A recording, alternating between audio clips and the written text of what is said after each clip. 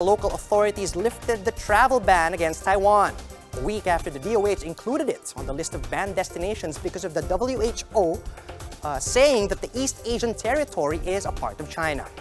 Recall that Taiwan threatened to cancel visa-free privileges for visiting Filipinos and hinted that they would refuse to renew contracts of OFWs as retaliation. Gerard de la Peña tells us more. The Taiwanese government is welcoming the Philippines' decision to lift the travel ban on the East Asian destination. The Interagency Task Force for the Management of Emerging Infectious Diseases made this resolution after a meeting in Malacanang on Friday. The retraction came less than a week since the travel restriction was imposed. IATF also expressed satisfaction over Taiwan's protocols in fighting COVID-19.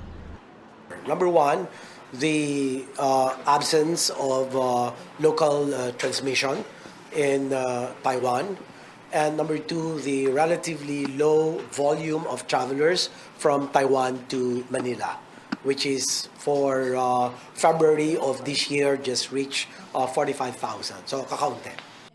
But Duque clarifies the move has nothing to do with Taiwan's threat to impose retaliatory measures, including the cancellation of the 14-day visa-free entry for Filipinos and the revocation of OFW's contracts. Yung amin is purely on public health, public safety, and of course the need to see whether there is a threat or increased risk. The move couldn't have come at a much better time for tourists like Ella Diaz, who traveled to Taiwan last February 9, a day before the ban was imposed. Hindi ka makapag-enjoy kasi isipin mo yung travel ban, paano ka makaka-uwi.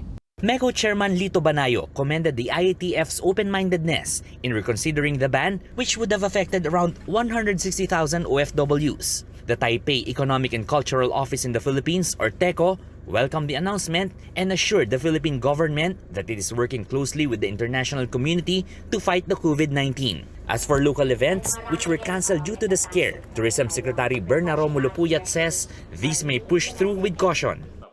We agreed we will be implementing a joint circular among the three agencies that pwede naman as long as precautionary measures are implemented.